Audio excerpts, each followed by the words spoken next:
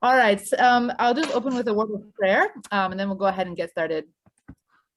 Our God and our Father, we are so grateful for the privilege to be here. We're grateful to know, to learn more, and to know how we can continue to grow as Christian schools. We thank you for the Paths to School Improvement Program. We thank you for the knowledge you've given our facilitators and trainers. Pray that you would equip them and give them the words to speak as they share more about how we can become more like authentic Christian schools. I pray that you would open our minds and hearts to hear what you have in store for us as well. In Jesus' name we pray, amen. All right, so I want to just give a few tips before we go ahead and get started in our meeting for today. And let me just tell you a little bit about ACSI as well for those of you that are new. So ACSI Nigeria stands for the Association of Christian Schools International.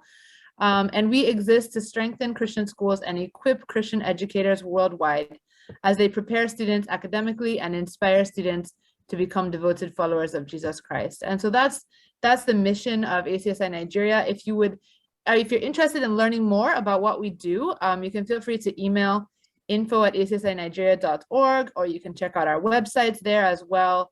And we'd love for you to follow us on social media as well. We're on Instagram and we're on Facebook. Our Instagram handle is there, and our Facebook name is there as well. So feel free to go and check us out there as well. You'll see posts about upcoming programs and all of that, so you can keep up to date on what's happening in the association. So a few things before we go ahead and get started. You will notice that we are not allowing participants to unmute themselves. I see a few people that have their hands raised. If you have any issues, feel free to just send a message to myself. Or you can also send a message to Bukumi, who is also one of the co-hosts, and she can help you out if you have any issues. So we're not going to allow participants to unmute themselves because of background noise. So if you have any issues, send a message in the chats, or you can, if you're having issues like connecting or things like that, maybe try leaving the meeting and then rejoining, joining again. During the presentations, we're hoping to make it as engaging as possible. So you'll be able to use the chat function during the meetings. If there's a question that you want to raise or a question that you want to address that the facilitators are raising, you can also raise your hand and we will unmute you, and then you can share that way as well. Also, please, if you can, we'd love to know who you are. So those of you that are joining with phones, sometimes is your phone name that we'll see, not your actual name. So if you have the time, go to participants on your phone or your desktop or your laptop, however you're joining us, and then you can click on more, and then you can click on rename. So just rename yourself, make sure that we know who you are. We don't want to see any Infinix phones here. We want to know who you are. And then the structure for our meeting. So we'll have two presentations this afternoon. One is, the first one that we'll hear is from one of our facilitators who will be speaking on Christ-centered leadership in a Christian school. And then we'll share a few Paths testimonies. We'll give a short intro to the Paths to School Improvement Program.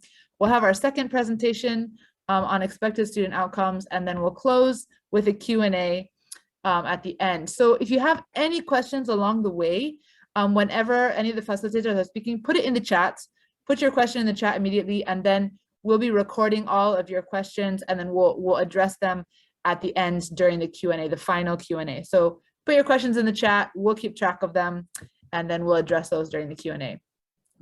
So those are just a few announcements that we have before we get started. So I want to just open us up with a little bit of an icebreaker. If you look at this picture on the screen, I want you to look at all of these different logos. I think all of us are familiar with these different brands: Maggi, Nestle, Coca-Cola, Kellogg's, Unilever, Michelin, Knorr. We know all these brands, but I want somebody to tell me in the chat, type it in the chat. I want somebody to tell me what is common between all of these logos. What is one thing that's in common between all of the 7 logos on the screen? What is one thing that's in common? Let's see who can get it. I'm looking at the chats. Go ahead and put it in the chat. What is one thing that all of these logos have in common? Okay, brands. Thank you. Yeah, they all have a brand. I'd like to hear more. Obviously, they all have a logo. They have a trademark, right? Yeah. What else? I'm looking for something else. What do all of these logos have in common? Let's see if I can get one or two more responses in the chats. They're attention grabbing. Okay. They all have letters, right? They all have letters in them. Okay. All right. Anybody else? So one thing, they're all household names, right? Okay, we're getting there. They meet needs. They're all names, right? So one thing that this person said, household names, like we all know these brands have been around for like forever. Since we can remember, Coca-Cola has been in existence. We've all been drinking Coke since we were small. So all of these brands, one thing they have in common is that they have all been in existence for over a century. These brands have been in existence for more than 100 years. Every single one of these brands. Some of them were founded in like the 1900s. Some of them were founded even in the 1800s. These brands have been around, and they've been in existence till now. And you can see the legacy that these brands have left. The legacy that they've left makes them to still continue to carry their brand, to carry their products till today, and they're still delivering quality. And that's the goal that we have with the Paths to School Improvement Program, is that our desire is that through your Christian school that you have built up, our desire is that as you go through the Paths to School Improvement Program, as you continue to engage in a continuous school improvement process, that you will be able to leave a legacy as a Christian school, that a legacy that will extend for over a century, like all of these brands that we have on the screen. And so that's our desire through the Paths program, is that your school will be able to put structures in place, will be able to put policies in place, will be able to put the foundational things that you need as a Christian school to see your school thrive for over a century. And that's really what we desire through this Paths program. And so today, we have two trainers with us this afternoon. Both of them are cohort trainers for the Paths to School Improvement Program. And Mr. James Ishmaila will be the one presenting with us this afternoon first. So I'd like to welcome James. He is a cohort trainer again with Paths, and he is also the Global Teachers Award winner for 2021. So James, it's a privilege to have you here with us this afternoon. We're so grateful for your service to the Paths program. And we look forward to learning from you this afternoon. So I think I'll go ahead and turn the floor over to you.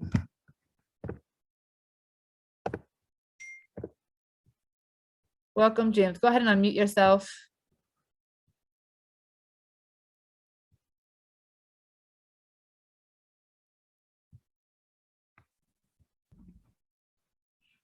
Okay, thank you. I believe you can. Can you hear me now, please? Yeah, we can hear you great. Thank you so much. Okay, thank you very much. Thank you very much for giving me this opportunity to share this afternoon. It's an opportunity that I don't want to take for granted. I really appreciate you. Today, my assignment is very simple, and what I'm going to be doing today is going to be very interactive. And let me just share my screen so that we can, move together. Sorry, just give me a moment, please.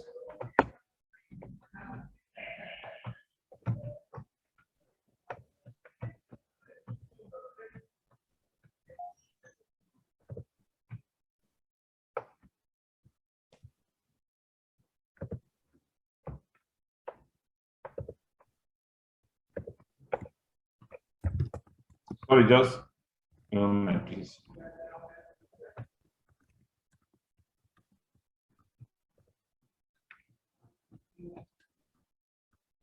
I think I'm just hold on, please.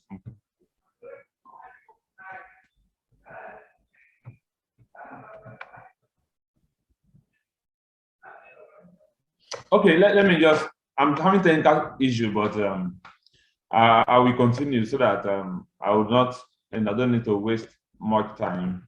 No worries. We're seeing your slides now. Yeah, but I want to start from the beginning, so that we can flow together.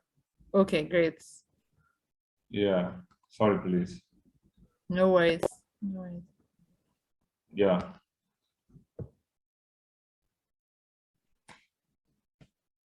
Okay, thank you. I think I'm good to go now.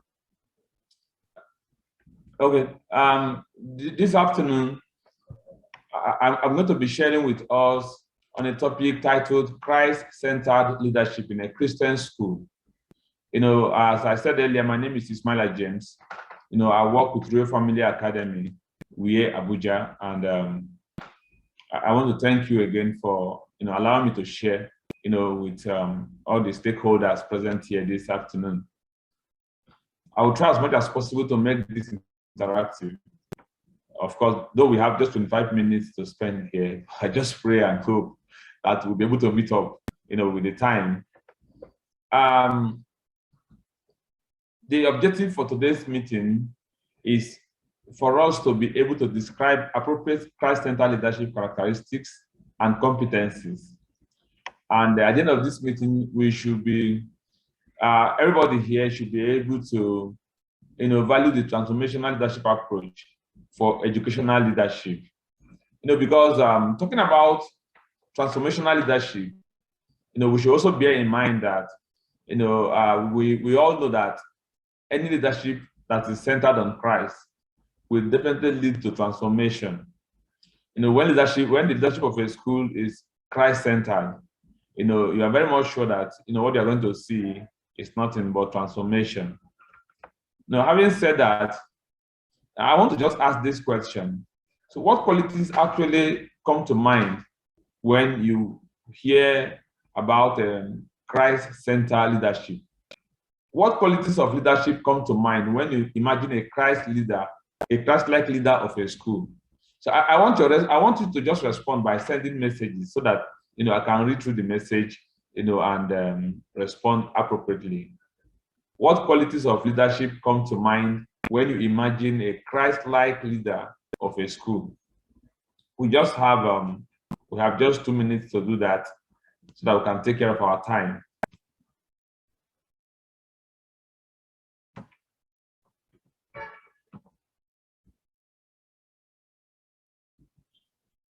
Integrity. Best loved Montessori school say integrity. Passion for transformation of souls. Nice one. Thank you. God-fearing. I like that. You are saying that a leader that is Christ-centered should fear God, should be disciplined. Onyinye Obi and Gabriel Obechukwu. Okay. Priska Adunlade says excellence in everything. A Christ-centered leader should be excellent. Yes. Servant leadership, compassion and diligence. I like that. You know, he's compassionate and he's also diligent. He's prudent in the management of resources. I like that. Servant, okay. One more, then we move on.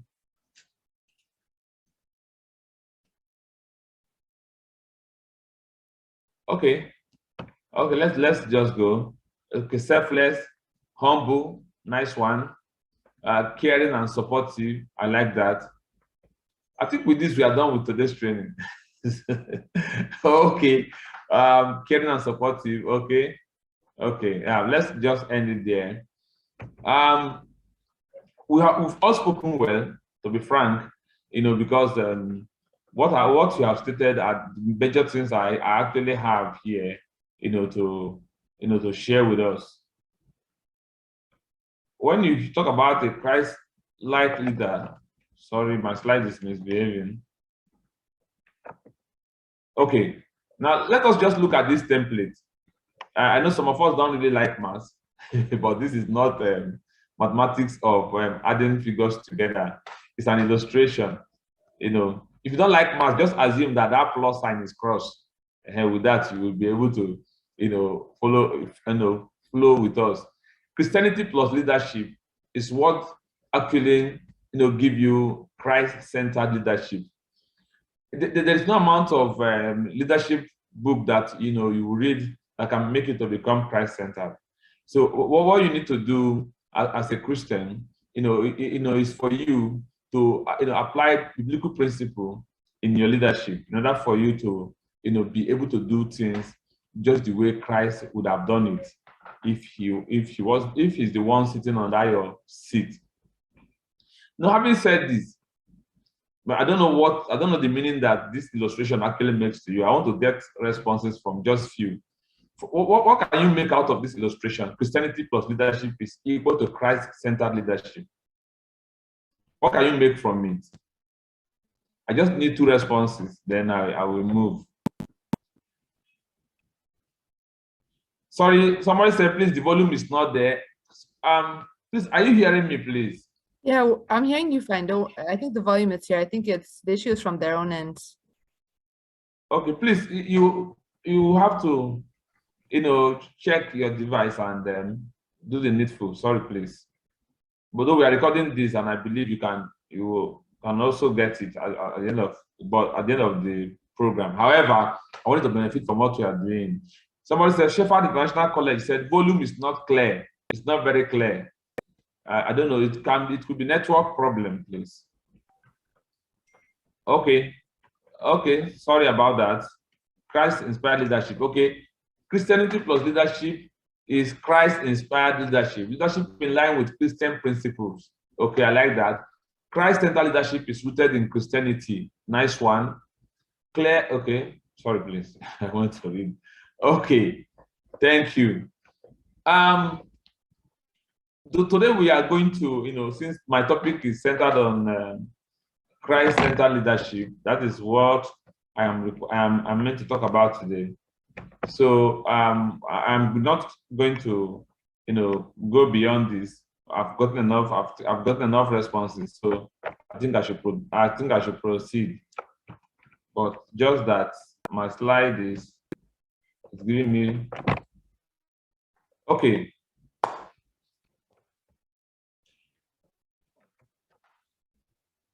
Now, today we are going to, since we are looking at how to build, talking about Christ-centered leadership. Now, one of the major aims that we have this afternoon is for us to, discuss with you, or for us to, talk to ourselves on how to build a Christ-centered leader, And a very good example that comes to mind here is let's take a look at the book of Nehemiah. I believe we are all children of God, and I believe that. Sorry, can you hear me? Hello, can you hear me, please? Yeah, we're hearing you. It's very clear. Yes, we can. People in the chat are saying it's clear as well. So I think we're good. Clear. Yeah. Okay, thank you very much. Yeah. Okay, we are looking at building a Christ-centered leader. And today, what the scripture we're going to look at here is the book of Nehemiah. I'll look at Nehemiah chapter 1 to 5. Though we will not have time to read through, but if you remember the story of Nehemiah, please just give me a wave, or just give me that icon, or just say yes if you remember that story, because that is what we are going to use today to explain how a school can actually build a Christ-centered leader, or how a school can own a Christ-centered leader, or how a school can engage in a Christ-centered leadership role. So if you remember, so I want you to be on the same page with me. So, okay. Yes, okay, nice one there. Please, Kadunlade, thank you. Okay, thank you. Oh, thank you. Yeah. Okay, we are all conversant with it. I believe we are with our Bible, because we are going to make use of the Bible here. I need more responses then we'll move on.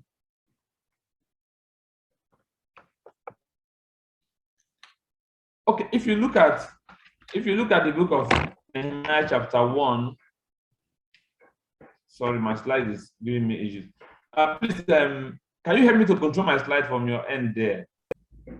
Yeah, do you want me to present from this end? Yes, just help me to scroll through. I will let you know when you should do it, because I don't know what's happening here. Somebody is annotating. Okay. Sorry, please.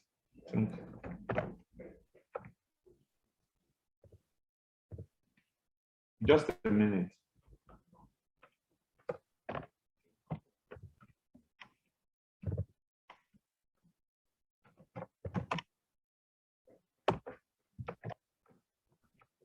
Okay, I think I'm good now. Okay. Yeah. Now, if you look at Nehemiah chapter 1, discover that Nehemiah receives word that Jerusalem is in ruin.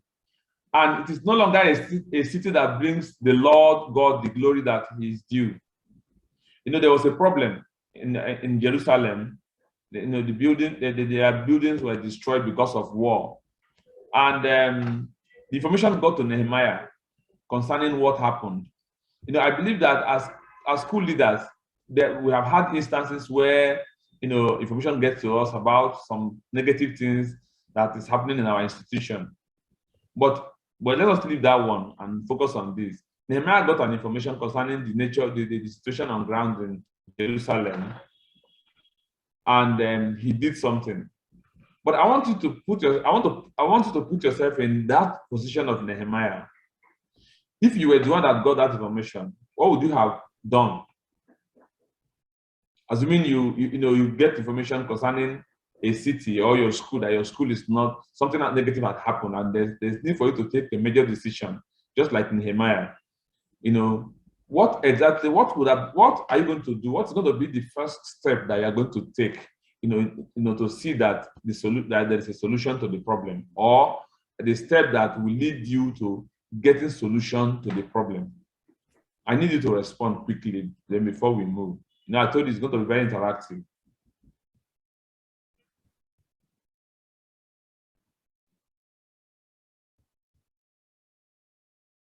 Just brainstorm and then give me feedback.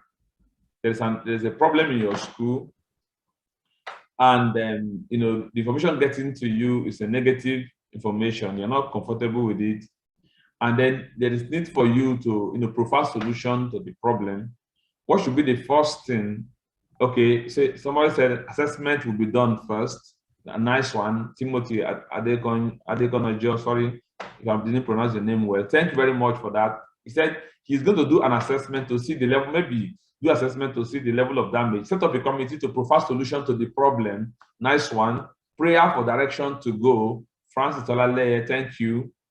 I will quickly call the stakeholders after doing my own assessment. That is from Chris Cardunlade, thank you.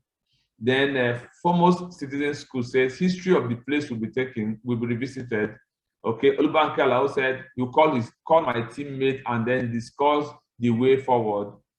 Then go to God for direction, just like David did when his people were held captive, and he asked God for direction. I will pray and ask God for direction. Quickly pray for the Lord's direction. I like that. Okay, thank you very much. I think we've all spoken well, but if we go through chapter 1, we discover that what Nehemiah did was that the first thing he did was that he prayed. He prayed. A Christian leader must not take the place of prayer for granted. If you're a Christian leader, it is good you call your team members for discussion. It's good you make assessment for you to assess the situation on ground. But what differentiates a Christian leader from other leaders is the fact that, you know, he knows the place of prayer in everything. So a Christian leader must be ready to pray. Very, very important. Must be ready to pray and seek God's face for a solution. Before we close this session, we are going to look at the building blocks of Christ-centered leadership. There are actually 8 building blocks that make up Christ-centered leader. The first one is prayer. Nehemiah prayed. If you go through the scripture, chapter 1, we don't have time to do that. Nehemiah prayed and asked God for direction. Then the second building block is identifying and articulating God's vision. When we pray to God, we know that God is going to speak to us. When we pray, because we don't just go there to pray. We pray because we want God to speak to us. And by the time God speaks to you, the information gotten from God is the vision. And then you think of how to go about it. And the third building block is building unity. Vision is always very big. It's a big task. And, you know, for you to be able to, you know, meet your vision and meet up with your vision, you need to work with people. And if you're going to work with people as a Christian leader, then it means that there must be unity. Because the book of Amos says that two cannot work together except there is agreement. So you must build unity first, because by the time when you build unity, you'll be able to achieve many things. Then a Christian leader must have high expectation. He must have high expectation. Of course, as a child, as children of God, there is need for us to be expectant. That is where the place of faith actually comes in. Then a Christian leader must be able to provide individualized support. You must be able to support the people that work with you, your staff members.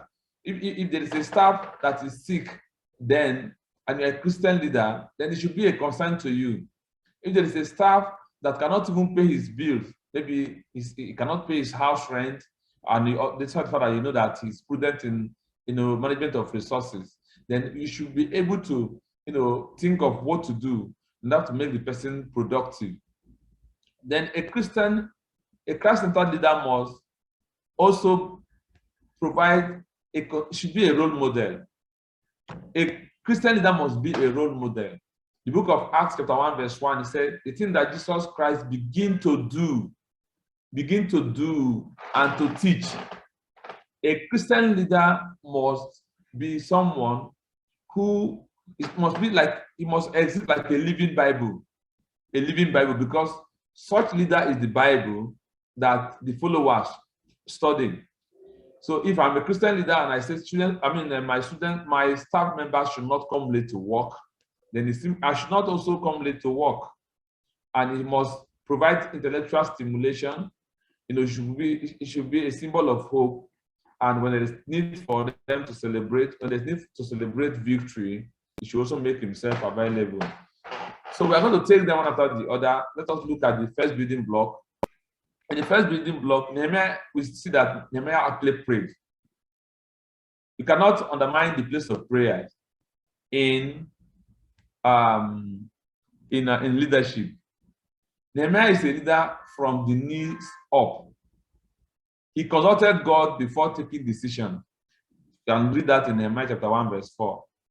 But the question we need to answer this afternoon is this: how often do we really pray? How often do we see God's face before we take major decisions? How often do we see God's face before we take major decisions? How often do we pray before taking decisions? That will be, I think, that is personal to each and every one of us. So let's continue. The second building block is identifying and articulating God's vision. We know that God gave his leaders an inspiring vision of a preferred future that will require change and stretching. Anytime vision comes, most times, it comes in a very big form that requires, people.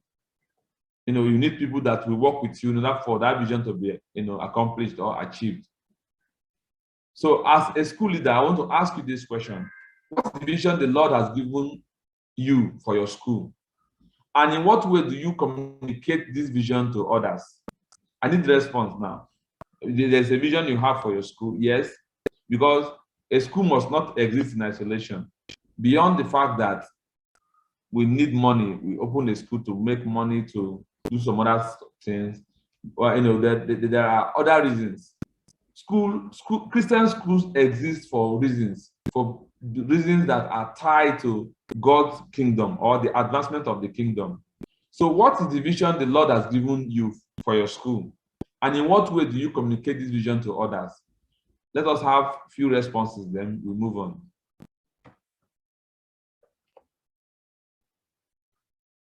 Okay, I just got one now from Priest Cardon Lade. He said, I train my staff, okay?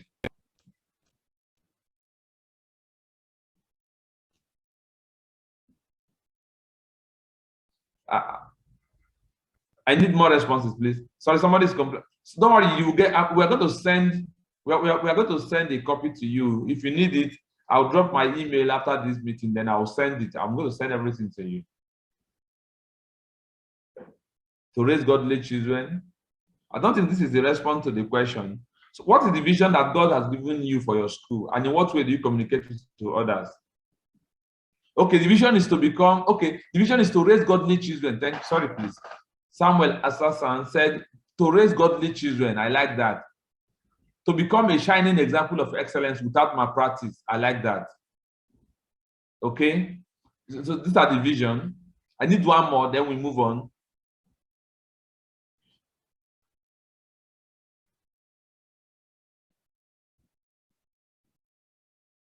To instill godliness in learners.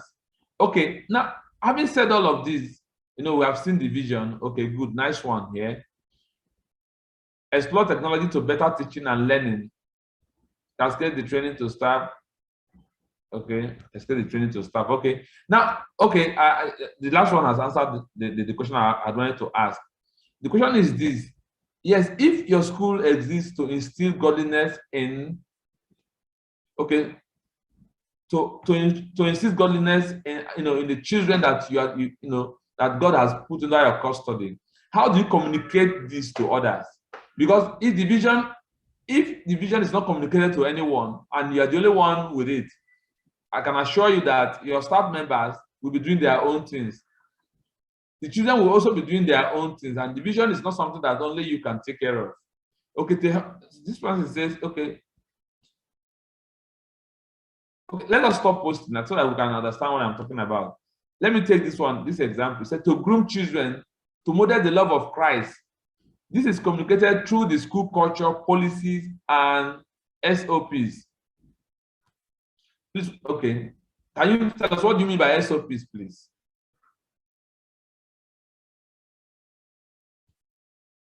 Just send a message.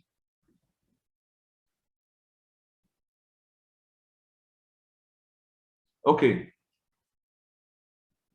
Standard operating procedures. Okay, standard operating procedures. Okay, thank you. We have all spoken well. That is just the truth. Now, we all have, from our discussion, it is glaring that we all have vision for our school.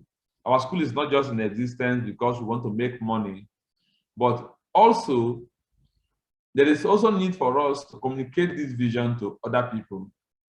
There is need for us to communicate the vision, and that is why every school needs policy handbooks. You need a platform where where your vision and your mission must be articulated so that people can see it. You also need to display this vision on your school, but on strategic places in your school, at strategic places in your school. If I'm coming to your school for the very first time, at the point of entrance, I should be able to tell people that, look, this is what this people stand for. If you are trying to, if your vision is to raise godly children, it should be written somewhere in your school so that at the point of entrance, as I'm just getting into your school, I should say, oh, this is what these people are for. And then if I'm ready to subscribe, if I have children and I want them to be godly, I can just, subscribe. Thank you.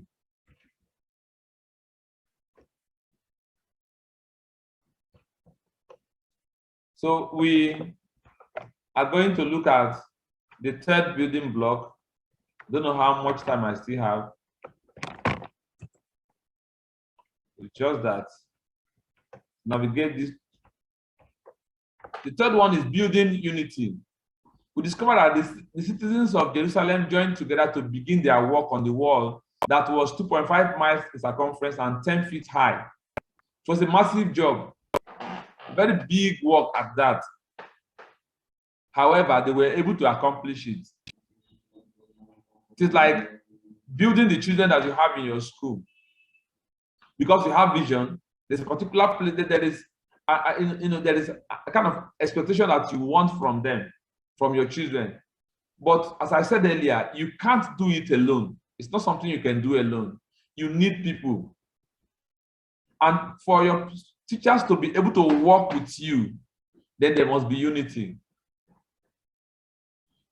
And then the question before us this afternoon is this: what are some strategies that help a school, that helps a school leader build unity?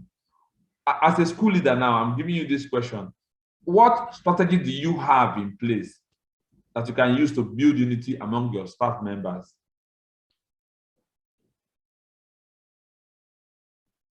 Just send your response, then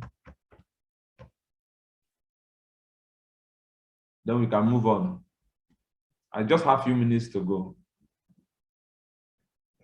Building unity, we are looking at building unity. What are the strategies that you have in your school that you think you can use to build unity? Okay, love, I like that one. Open door policy, fellowshipping together, effective communication among staff. Okay. Okay. Delegation and follow-up, I like that too. Caring for staff members. Teamwork.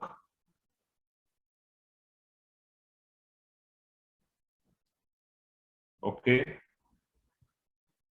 Thank you. So all these are very important. Emphasizing more on the strength of each other. Yes, I like that. So I'll just talk about, I'll just go through few, delegation and follow-up.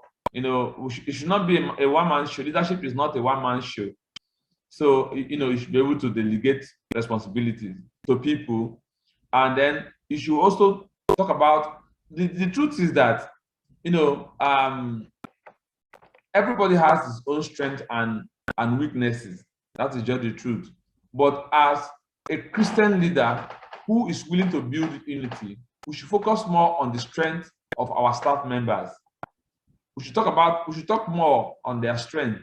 Then they will work on their weaknesses and become better, because we are all projects in God's hand. Finally, I'm going to take the last one, then we close for the day, and we close this session.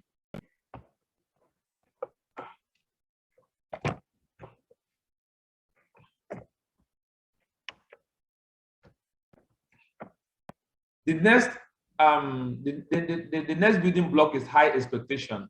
We discovered that in chapter 4, Nehemiah made adequate preparation for protecting his workers from attack by those in opposition to building the wall, because he's aware of the fact that he needed these people for the work to be done.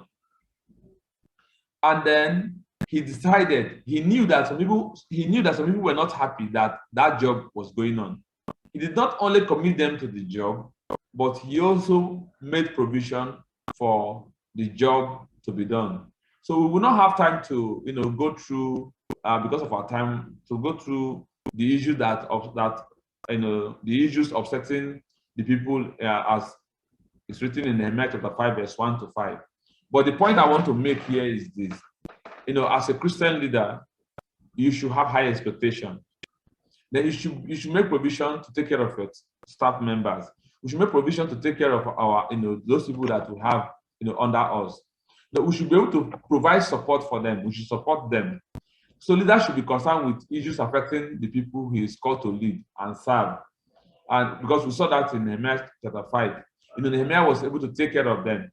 But let me just ask this last question.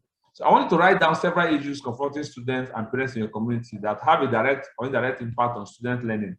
There are issues. There are a lot of things that affect your staff members, that even affect your parents, not the student now directly, but somehow it has effect on your students. Then as a Christian leader, then it is your responsibility to see that you go into that, you wade into that issue and see, how you can be of help to them. Thank you very much. I'll just get your responses and read through. This is how far we can go in this session, because of our time. But this is more, Ms. Sarah will talk about it later. It is beyond this. But by the time you come for the PAT training, then you get more information. Thank you for your time. So let me just get responses, then we close. Okay, delegation, empathy, and love, sincerity. Okay, I like that. Empathy. We need to put ourselves in position of others so that we can, take care of them the way we need to. Thank you.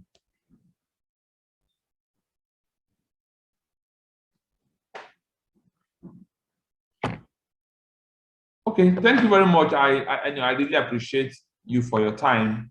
As I promised that the slide will be made available for you to go through and digest the information therein. It is my prayer that God will give us the grace to raise Christ-centered leaders in our various schools in Jesus' name. Thank you very much. So you can send your question, forward your question later, so that at the end of the session we can, when it is time for question and answer, we can deal with them. Thank you. Thank you, Mrs. Sarah. I think I am done with this session. Thank you very much, sir. Thank you very much for making for this interactive session. We're very, very grateful. Yeah, I think that's one of the unique things about the Paths to School Improvement Program is that when our schools come together, it's not just about a facilitator standing in front of the room and speaking, but it's really a very interactive session between all of the school leaders. So we're learning together and we're growing together and we're giving each other, we're raising the issues that we're having in our schools, and we're all finding solutions for those issues. And so it's not just, like James said, it's not just a one-man show in terms of leadership, but it's all of us learning together how we can continue to grow our Christian schools. So we'd like to just take, before the next presentation, we'll take a few minutes to talk more about the Paths to School Improvement Program. So I'm just going to share a quick video that just shares some of the testimonies from the schools that have gone through the program. So we currently have about 20 schools that have finished the Paths program, and they're working on the certification process now. And so we'll just share a few testimonies from them, and then I'll talk a little bit more about the Paths program. Thank you so much, James. Things I learned in Paths is the teaching and the Christian philosophy. What is the connection between what I teach my pupils or students and my philosophy, what I believe? It has impacted me greatly. And secondly, what I want to talk about is the backward design I learned, giving the expectation of what a child or a pupil need to know at the end of a lesson. That has created great curiosity in the life of my pupils. That has impacted that school. That school has started over 20 years ago. But in these 8 months, what the school has achieved, it's way beyond imagining. Before we were just doing programs for doing sake, but we are now doing programs intentionally to align our programs to our vision and mission statement. It has also helped us to document our programs. It has also helped us to upgrade our facilities. We follow biblical principles. Our lessons are biblically integrated. For now, we do assessment, but for formative and then summative assessment. But the wow aspect of it is that now we have a proper documentation for it. If any student should come in the next 5, 10, 15 years, we can actually produce the result both for assessment, both for formative and then summative assessment. And for me, it's the big deal.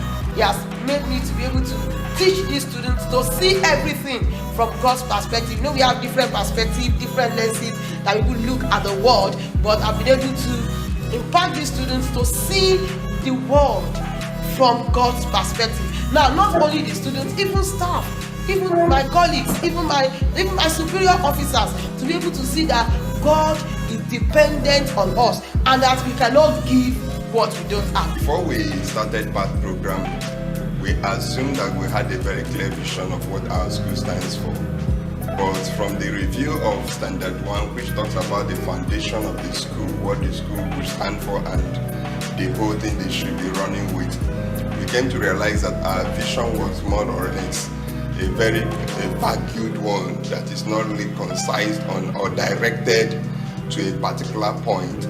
So we had to start a very serious review process to actually get it right from the foundation. What should we stand for? What should we be known for? Our school, what are we driving at? What are we looking at the end of every graduation year from our students? What are we expecting to see? So we went backward and we began to do a kind of a holistic review from the foundation. Under the PSI program, we have been able to do even legal documentation of the legal side of the school. been able to run on a lot of projects. We've been able to improve our curriculum. We've been able to know how to deal with government in terms of curriculum level, how to improve, I think they said, how to redeem the curriculum. So we've been able to do so many things as a school, and this has helped our school to be stronger. Our staff turnover has reduced drastically because of the fact that staff now see a future in the school. They now see themselves as missionaries on the field. They see themselves not just as people that just want to make a living any longer. They see themselves now as people who want to make a difference in the lives of the children. So it has been very, very wonderful for us as a school. Path has exposed me to such qualitative training, and now I can see what schools stand to benefit. Most of what the schools that participate in PATH are benefiting were mostly what only big schools could access, in terms of they had bigger budgets for professional development, so they could travel for conferences. It's international level training where most of the lower budget schools couldn't have afforded. But with PATH coming to Nigeria and opening up, and all the cohorts, even schools with smaller budgets, have been able to access high quality training for administrators, much more than what they got even in the universities or in their professional administrative preparation for their roles. So PATH coming to Nigeria is indeed a huge blessing to all of us, and I would really encourage any school that has not been part of the PATH program to avail themselves to this opportunity, because it's highly subsidized. It's something they could never have gotten until they had a very big budget for training. I want to encourage everyone out there, PATH is a place to be. It's an experience you don't want to miss.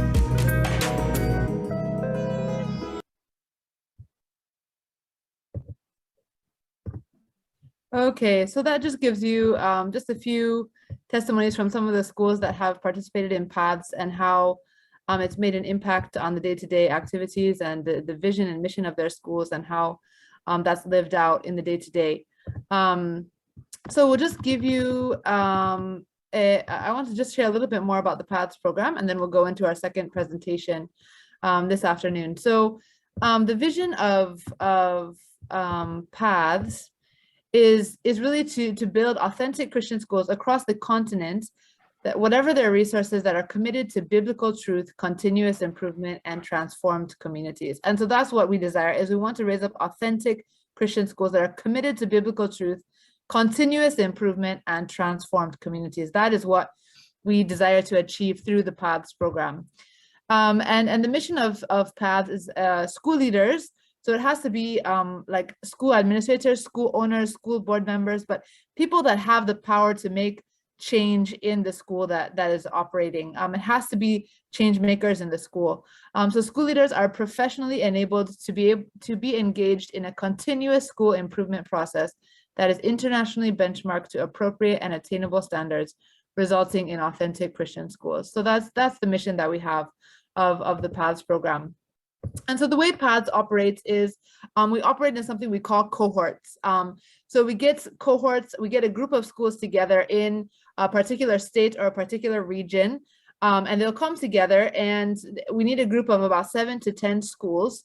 Each school will send 4 school leaders from their school. So we need at least 4 school leaders from every school.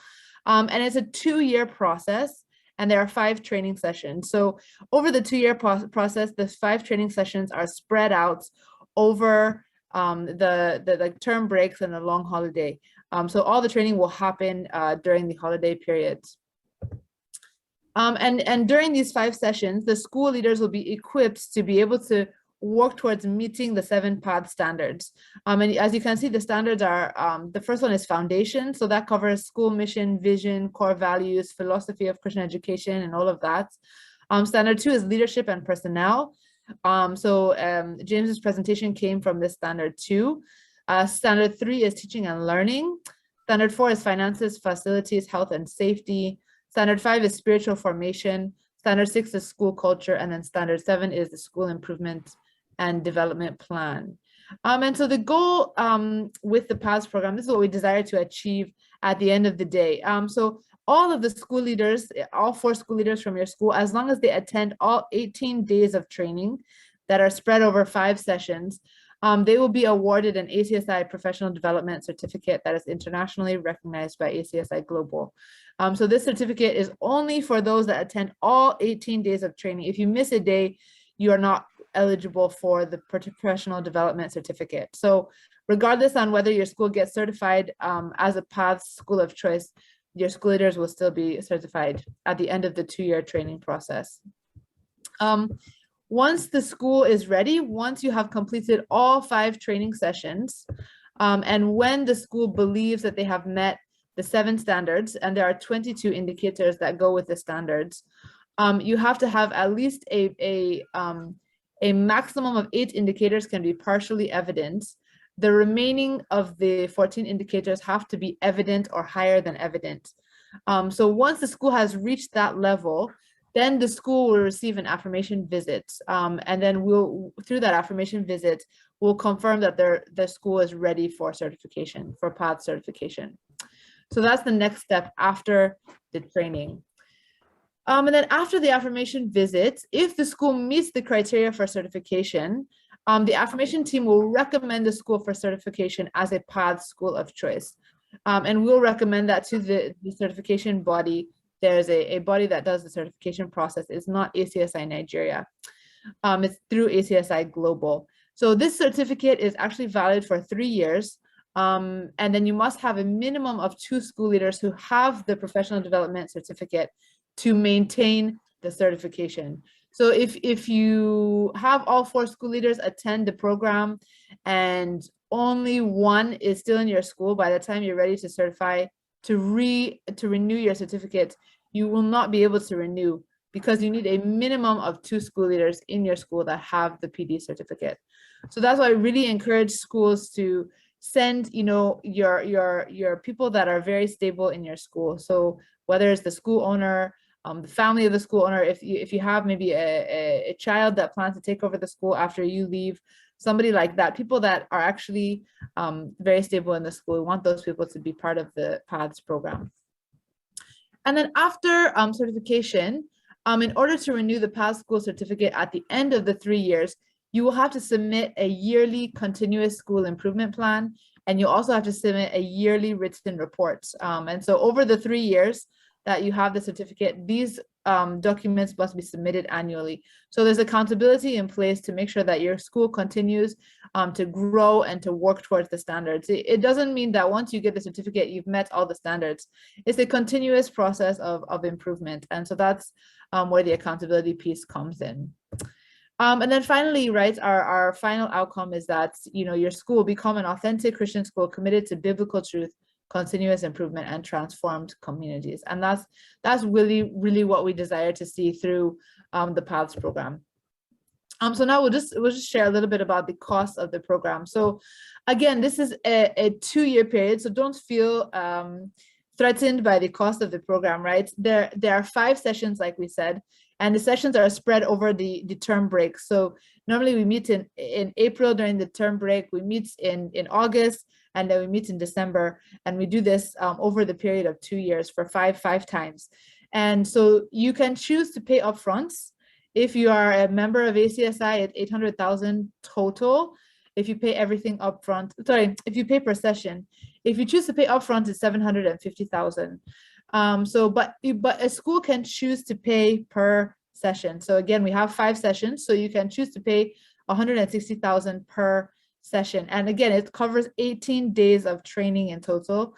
And this covers all 4 school leaders for your materials, for feeding, and all of that. So everything is covered in this cost. Again, if you're a non-member of ACSI, it's $180,000 per session and $850,000 if you choose to pay upfront. So those are the costs associated with PATHS.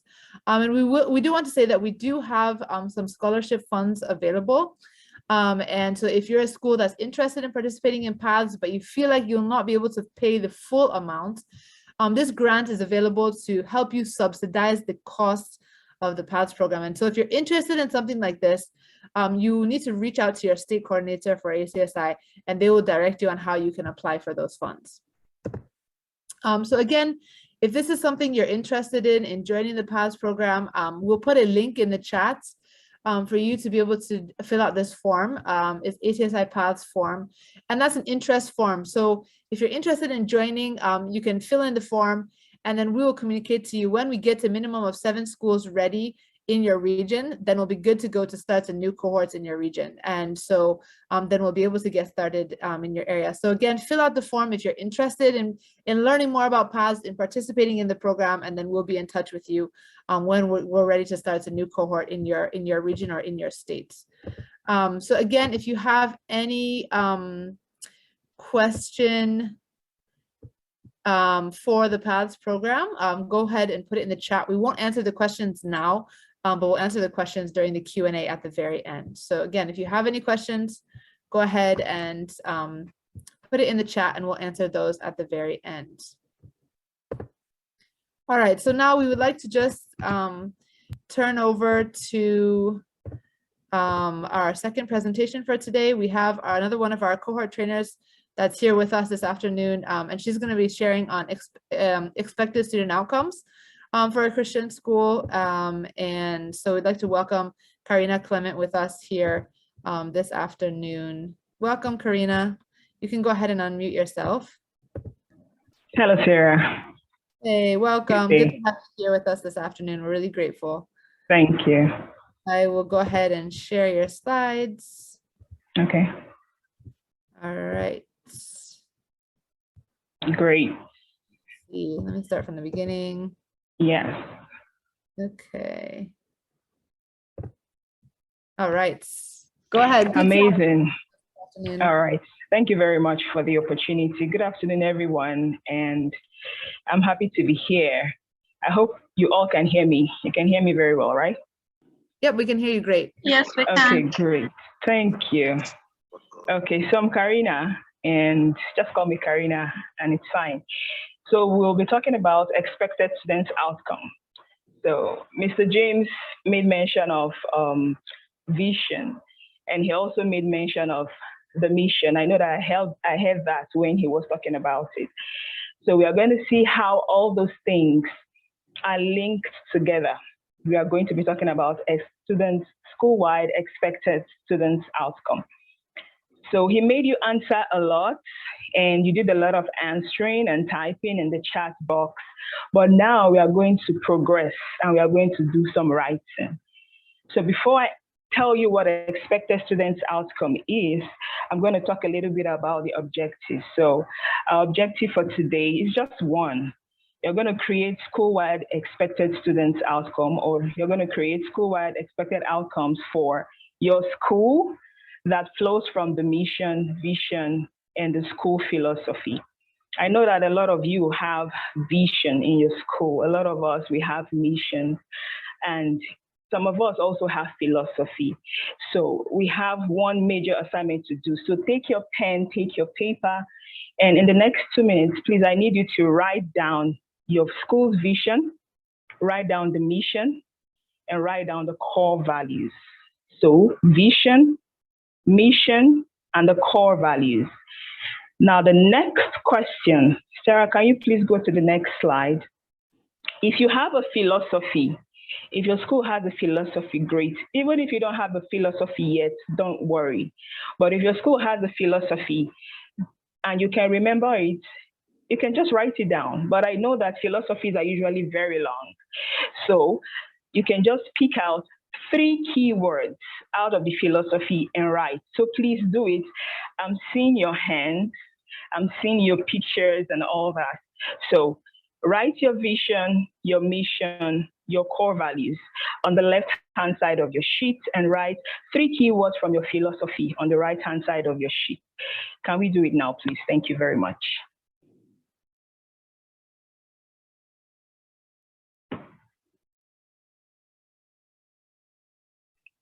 Great. I can see some of us trying to write down. Great. Let's do it.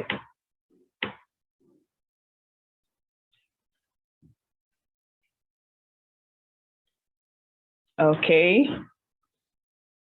Yes, you're writing down. Great. Try and remember. If you can't remember, then there's going to be a problem. I know some people can't remember the whole of the mission. I'm sure your mission is really long, or your vision is really long. So we are going to be talking about that, and we're going to see how we're going to make them and bring them together. We're going to weave them together in a whole. So you have about 1 minute remaining, and then I'm going to say stop. And when I say stop, please just look up, please, so that we can move further.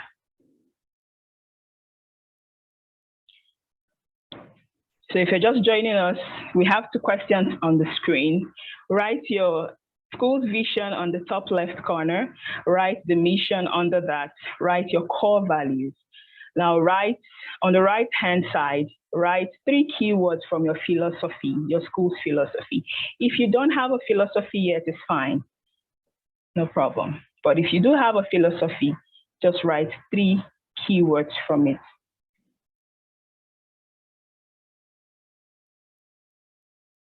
Okay, so we have about 30 seconds to go.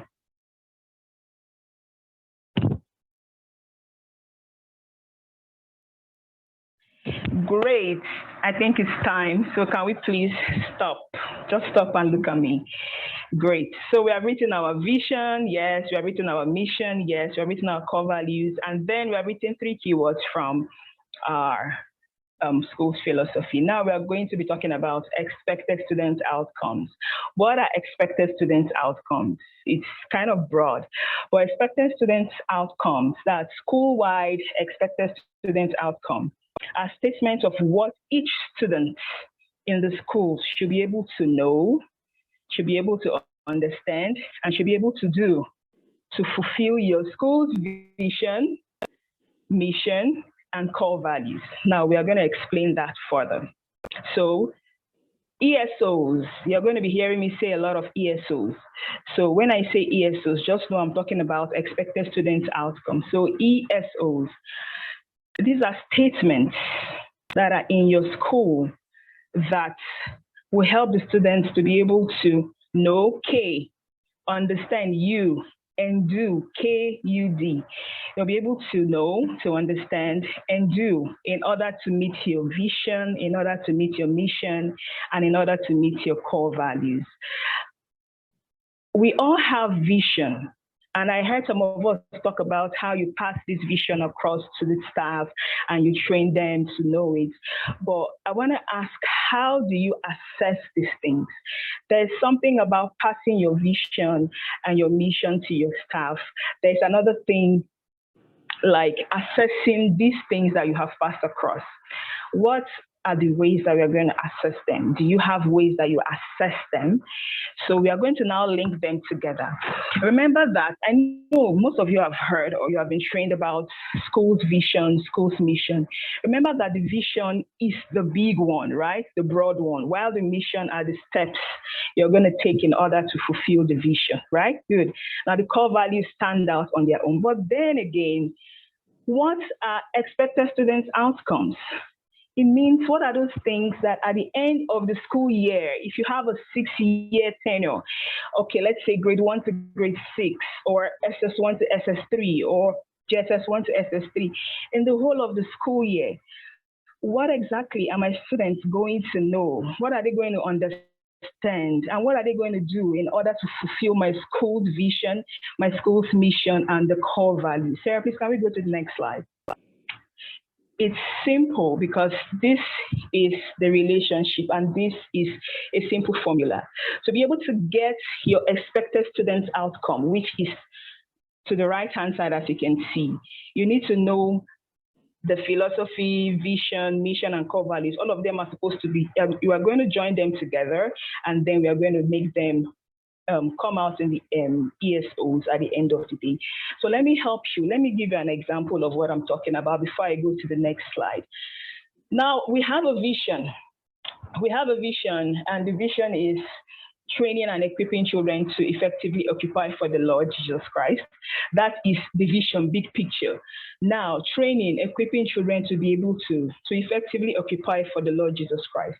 Now, it led us to the mission. What is the mission? How am I going to train these children to effectively occupy for the Lord Jesus Christ? And then the mission now became to build a godly generation to be balanced spiritually, mentally, socially, physically, using Luke 2:52 as a model. Now, those are steps. So now we have mentally, socially, physically, and spiritually, using Luke 2:52. Just follow me, let's slow down. From the vision, we are flowing to the mission now. Using Luke 2:52 as our model. What does Luke 2:52 say? And Jesus grew in wisdom, he grew in stature, in wisdom, mentally, in stature, physically, connected to our mission now. Remember, our mission was drawn out from the vision. In stature, in favor with God, spiritually, spiritual development, and in favor with man, social development. So it's now intertwined into the mission. So now we realize that the vision and the mission are now connected. Then we're going to take it further down to the core values. Our core values are godliness, connected to the spiritual aspect, integrity, connected to the social aspect, discipline, connected to the physical aspect, and excellence, connected to the mental aspect. Are you seeing that the vision, the mission, the core values are now connected? Now I have spiritually, I have socially, I have mentally, and I have physically to pass across to my students. How exactly, what do I want to see?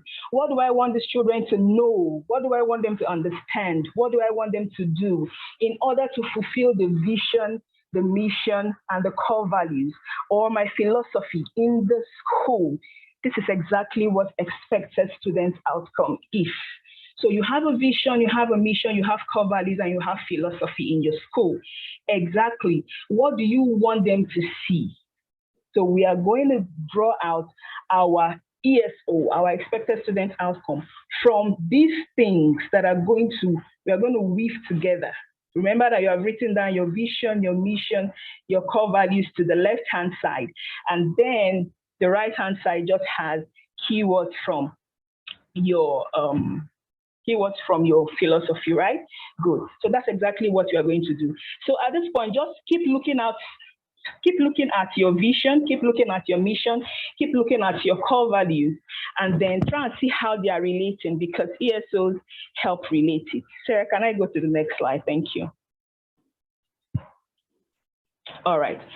Now, as you're looking at your vision, mission, and core values, I want us to understand that these are the things that we're going to check for before, as we are writing our ESOs. These expected students' outcomes are going to be for all students, all your students in your school, regardless of gender.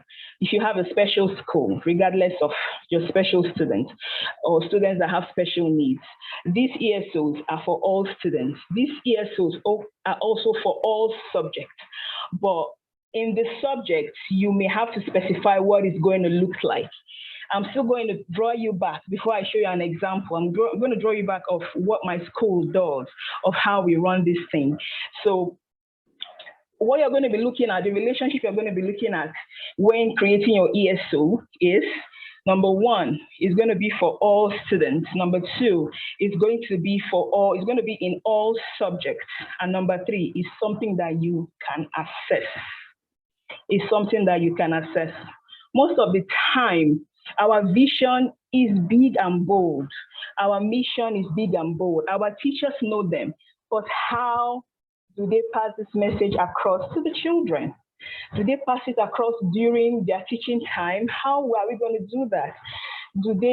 When are they going to pass it across? Do they pass it across only during devotion?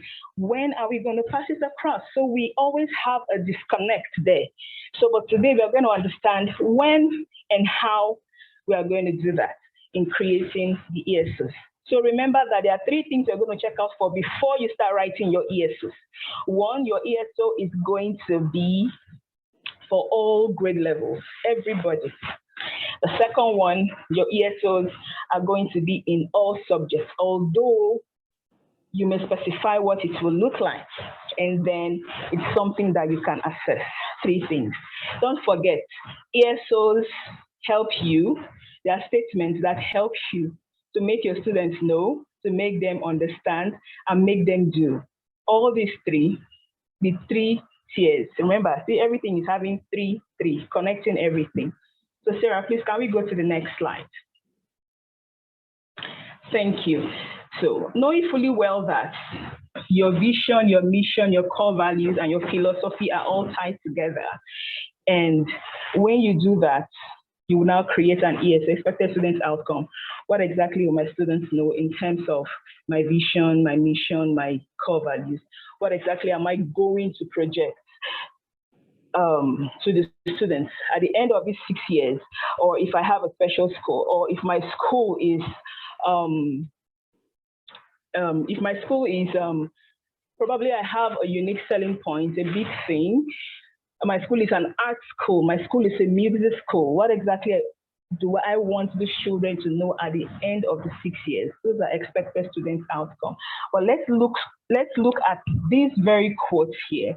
This quote is very important. If you aim for nothing, you will hit it every time. To develop meaningful student outcomes, we must prioritize both the process and the content. That's exactly what I've tried to explain. How long the time? How long will the students stay with you? What are the outcomes? What ways are we going to use to assess our vision, mission, our core values? And exemplary schools must strive to have regularly reviewed, well-written student outcomes, as well as faculty who will commit to the outcomes. Develop ongoing assessment of student progress and use assessment results to drive decisions about the curriculum, the programs, and the school culture. Written outcomes are not a box to be checked. They are meaningful statements of students' expectations that drive the decisions of an exemplary school. Can we go to the next one, please? So ESOs are unique to each school. They should reflect the character, they should reflect the values, spiritual aspirations, cultural norms, academic goals, and all the particular characteristics of the school. Part of the benefit of developing ESO is the collaboration of faculty, staff, administration, and possibly parents and students in order to define the school's distinctives.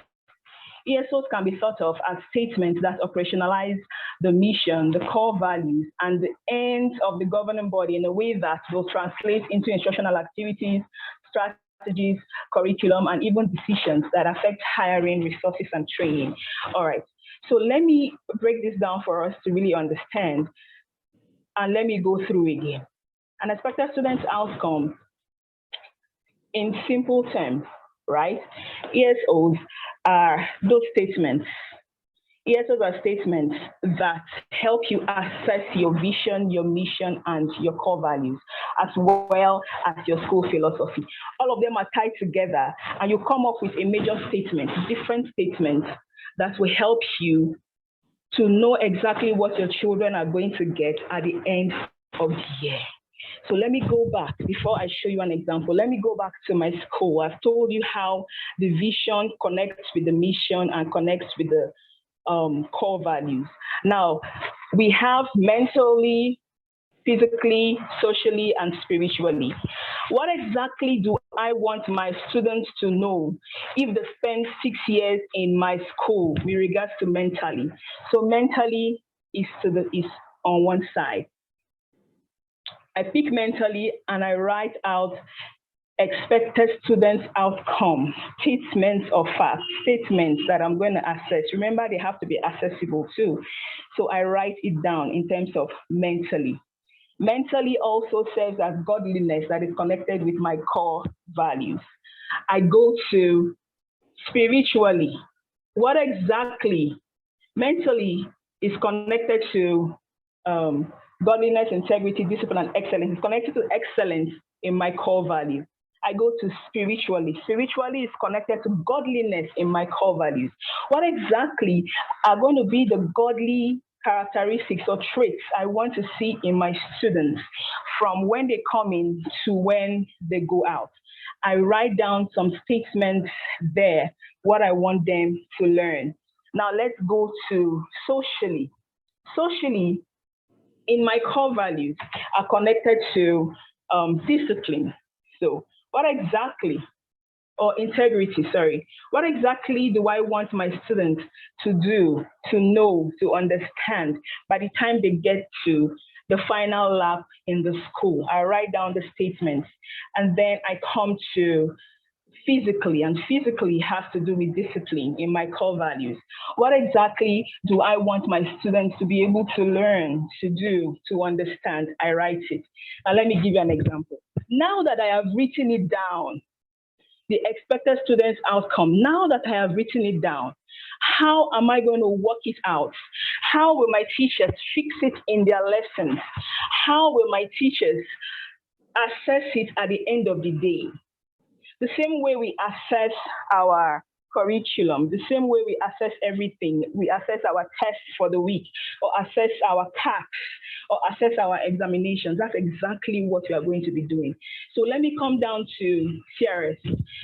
So one of our spiritual formats, like our spiritual expected students outcome, we broke it down. And one of it was to make the children get to know everything, like before they leave the school in 6 years, they should understand the Bible. They should understand the stories from the Bible, not just the stories. They should not just know the books of the Bible. They should not just know how to spell them, but they should understand the stories in sequence. We looked around and then we realized that we did not see any CRS textbooks that would drive home that point, because all the textbooks that we saw, remember, we are thinking of assessing it. This is just for one subject, which is religious studies or CRS or the Bible, whatever you call it in your school. So we looked around and then we did not see any until we found the ACSI's Bible Curriculum. So we took the ACSI's Bible Curriculum. It is spread across from kindergarten, or pre-nursery, to grade 6. So at the end of grade 6, these students should be able to know, understand, and do. Now, this Bible curriculum breaks down exactly how we want it, from Genesis to Revelation. So this is exactly what I'm talking about. So it does not finish in 1 year. Year 1, which is kindergarten, which is pre-nursery or the nursery department, it has its own. Remember, we are working with the expected students outcome. It has its own. Primary 1 has, grade 1 has its own, grade 2, grade 3, grade 4, to the end of the session. Your ESO is lifelong. It connects the students till they graduate, till they finish. At the end of 6 years, if these children stay with me for 6 years, what am I going to assess? How am I going to assess my vision? How am I going to assess my mission? How am I going to assess my core values? And ingrain it into the curriculum and then assess it at the end of the day. So all of them are connected. It's just like weaving braids or weaving a twine or a rope. You take your vision, you take your mission, you take your core values, you take your philosophy, and you twist them together into one strong braid or one strong cord. So that's exactly what ESOs are. So after this, you're going to see an example of what the school did. You're not going to see the school's vision. You're not going to see the school's mission, but you're going to see the expected student outcome. Remember that you have written your vision, your mission, and your core values. And then you have written keywords from your philosophy. It's on your paper right now.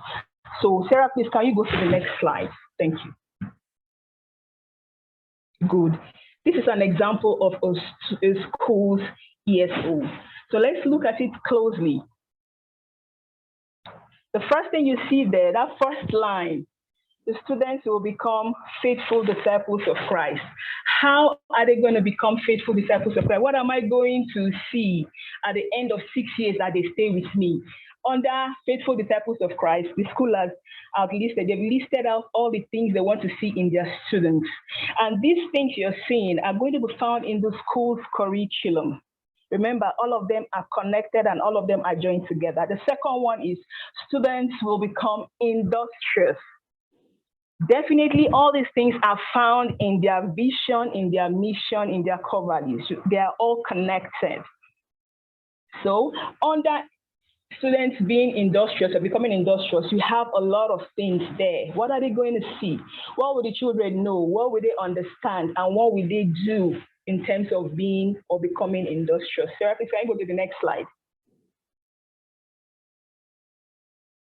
Thank you. Look at the third one. Students will become leaders. In becoming leaders, what are they going to do? They are going to accept positions of leadership and influence to serve others readily. They are going to manage projects and accomplish goals. They are going to work well with people and foster good relationships. Please, I want us to note that it may not happen in 1 year, like we have grade 1 to grade 6 or SS1 to SS3. It may not happen in 1 year. It's supposed to happen in the whole of the 6 years that the students are going to stay with you. So ESOs, expected students outcome, are drawn from your vision, mission, core values, your philosophy. They are drawn from all of them and then set apart so that we can stretch it for the level of, for the 6 years that the students are going to stay with us. Now, the next one is the students will become scholars. They want the students to become scholars. This is exactly what they want. Just look at it closely. And as you're looking at it, be looking at what you have written on the paper, because we are going to do one. We can't do all. We are just going to do one. The next one and the final one is students will become compassionate. They want their students to be compassionate. But how are they going to become compassionate? They have listed them out. Now, all these things that I have listed are the things that they are now going to assess at the end of the school year. But guess what? PAT helps us to actually assess at the end of the term, because we meet at the end of every term.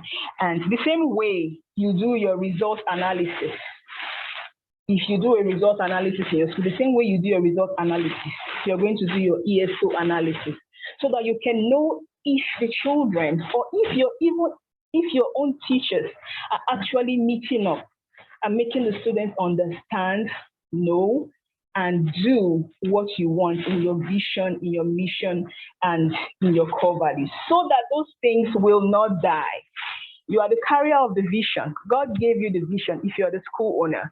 God gave you the vision, and you have written it plainly for everybody to see. But how is it carried out? Is it disintegrated from the activities of the school?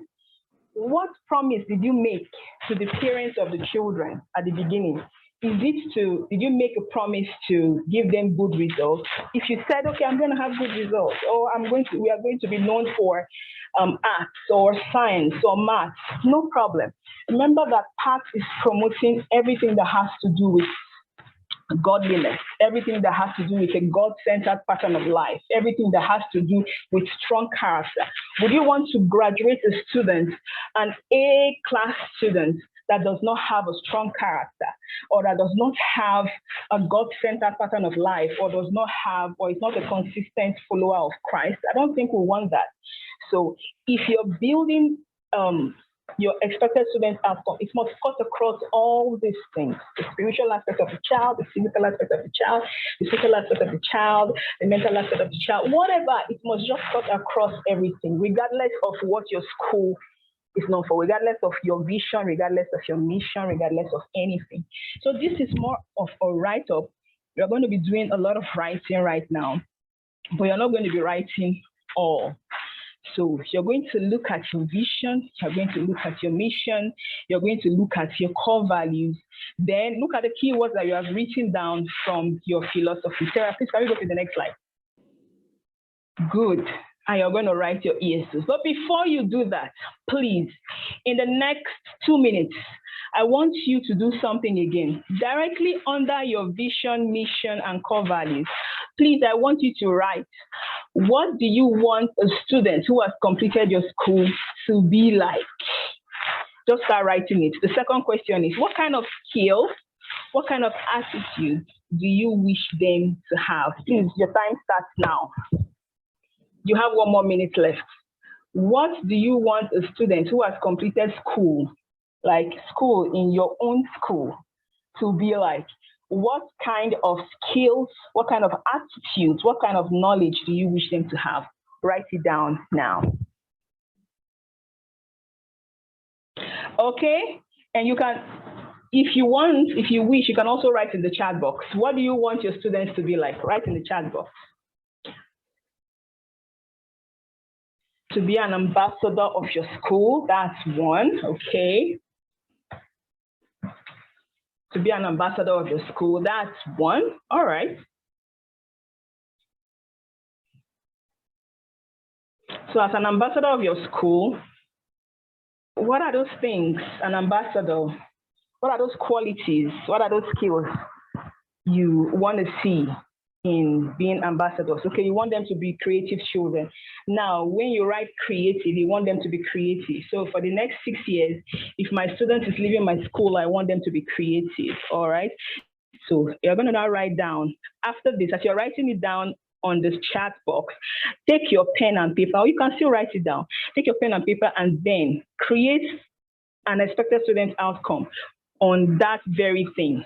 Christ-like character, 1, culture, 2, learning, 3. Good. Now pick Christ-like character and then break down all you want to see in the students with regards to them having a Christ-like character at the end of the 6 years. Break them down. Okay, you want them to be foremost citizen, exactly. Now put foremost citizen as maybe your unique selling point or as your ESO, and then break it down. In terms of being foremost citizen, what do I want to see? Write it down.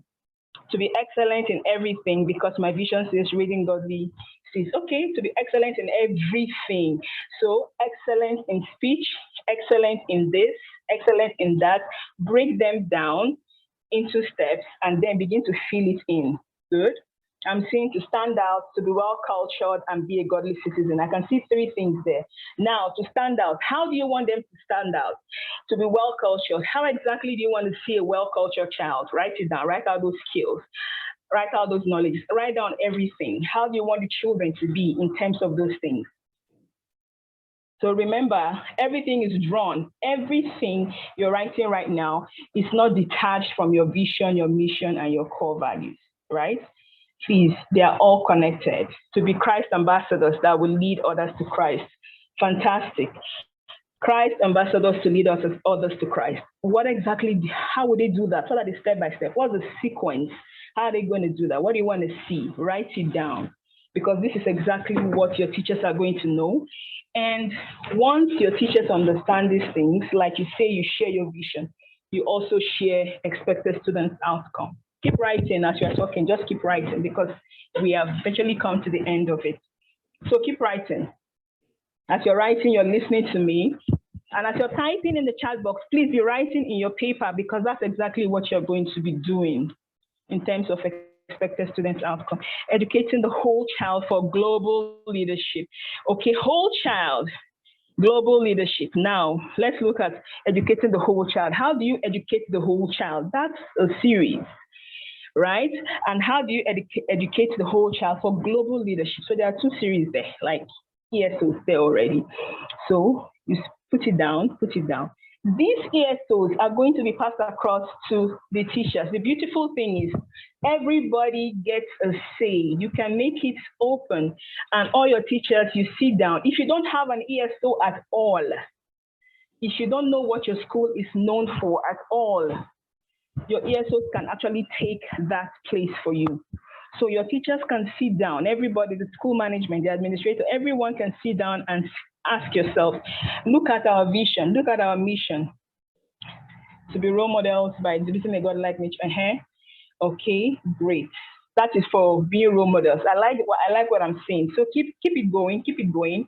As you're typing, please write it on a sheet of paper, because it's going to help guide you in doing the rest. So sit your teachers down and everybody will brainstorm. Look at your vision, look at your mission, look at your core values, look at your philosophy, and then draw out. Write out what exactly you want to see in terms of skills, what exactly you want to make your students to know at the end of their stay in your school, and then create an ESO. This ESO can serve as your marketing strategy.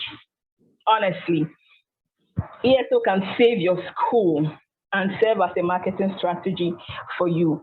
You can sit the parents down. The parents are stakeholders in the school too. They also want something good for their students or for their children. The children can be there. These, you can say, these are my expected students' outcome in terms of being role models. I want them to do this, do this, do this, do this. In terms of being global ambassadors or global champions, this is what we want to do. In terms of this is what we want to do. And this is how we have decided to incorporate it into everyday learning. Remember, it's linked to all subjects. It's going to affect all students, it's linked to all subjects. And this is how we are going to assess it. Are there other things you will want to see with regards to all these things? Are there other ways you will want your children to benefit in terms of our expected student outcomes? The parents can give you their own take, and you take from them too, so that they will know that they are involved in what you're doing. So expected student outcome is broad. Don't forget, it's for all students, it's in all subjects, although you're going to streamline what should be in every subject, and then it must be accessible. You will have to assess it. At the end of this term, let's assess. Did we do it well? Did we not do it well? Okay, what did we not do well? Are we going to repeat it again next term? You do it. Just remember, it's a continuous school improvement that we want our schools to continually improve. So we are writing. I'm so excited that we are all writing, okay? Keep it going. You can do one. You can do more than one. If you look at your vision, if you look at your mission, if you look at your core values, you will see a lot of things. Good. Okay? To be godly, to be confident, to face challenges and influence the world. Now you pick one, to be godly, then you write out all those godly characteristics you want them to have. To be confident, to face challenges, you write down all those things that you want the students or your students at the end of 6 years, at the end of the time that they've stayed with you. What exactly do you want? In terms of seeing a confident child that faces challenges, what exactly do you want on there? And influence the world positively. What do you want? What do you mean? How are you going to incorporate it? Write all of them down so that at the end of the day, you are going to remember that it's not going to be ticking. You're going to assess, is this working? Is this not working? Why is this not working? And how can we do it better? All right. Another person said, educating the whole child for global leadership. Great. Educating the whole child. Okay, I've talked about it.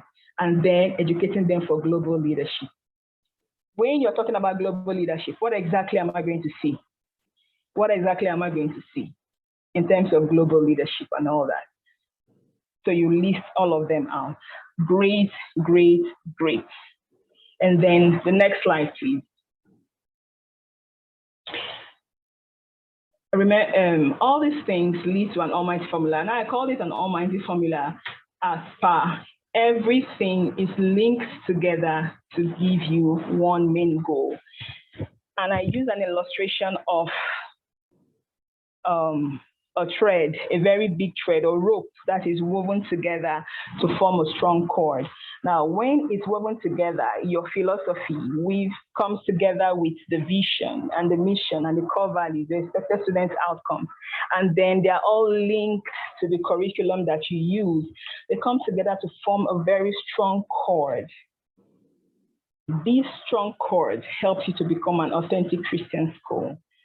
All these things can help you. As you become an authentic Christian school, you stand out from every other school. And there's something that everybody will be looking at, and that's the almighty formula. Your vision, your mission, your core values, your philosophy, your expected student outcomes, and the curriculum, all woven together to form a strong cord, which is an authentic Christian school. And that's the almighty formula. And then there are the next one. That is it. That is it exactly. Now, we talked about assessing. In PSI, the beautiful thing about PSI is we assess and we don't just tick, is it evidence? Yes, no, it's not something that we tick and tick. There are rubrics, there are frameworks, there are steps, there are things that we look at and assess. And this is PSI 1.1, talking about the foundation.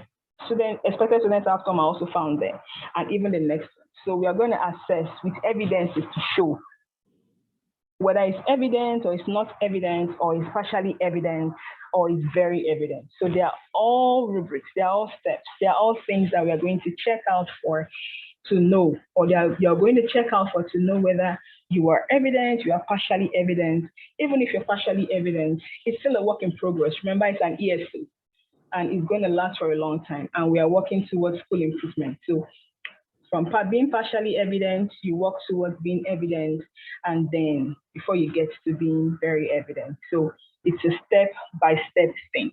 So as a PSI member, you're going to be exposed to a lot of standards like this, and a lot of, this is another one, teaching and learning standard 3.4.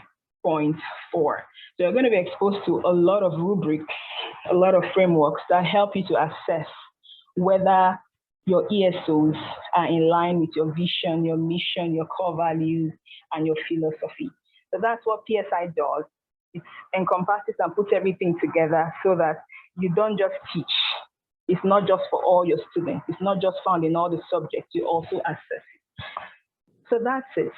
So now that you have gotten a little bit of understanding about ESOs and how to go about it, remember that in building authentic Christian schools, we must realize that anything that we want our students to do, any goal we want our students to achieve, whether your school is just a Christian school or you have a unique selling point or whatever you have, what your school is known for, remember, in creating all that, you should realize that your school or the students at the end of the day must have strong character.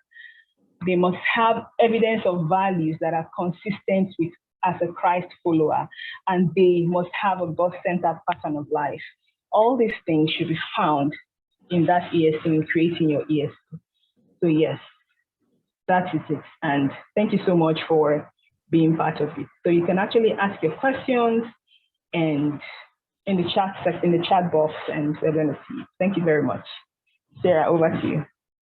Thank you so much, Karina. Thanks so much for giving us so much insight into what ESOs are all about, what expected student outcomes are all about. And we hope that, yeah, this gave you a little glimpse into some of the content that we cover in the program.